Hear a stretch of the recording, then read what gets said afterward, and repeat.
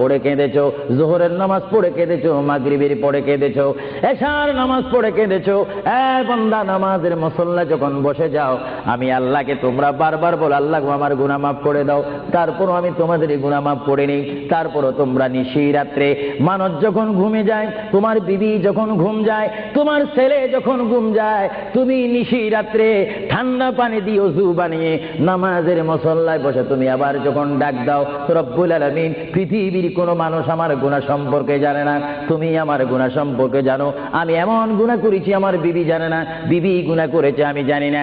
আল্লাহ তুমি সব কিচ্ছু জানো, হে আমার প্রভু তুমি আমাকে মাফ করে দাও। আমার আল্লাহ বলে, তারপরও যদি তোমাদেরকে আমি মাফ না করি, তারপরও বান্দা তোমরা আমার রহমতের দরজা থেকে ফিরে যাইও না। আমি তোমাদেরকে হুকুম দিচ্ছি, ওয়ালাউ আন্নাহুম ইয যালামু আনফুসাহুম জাউকা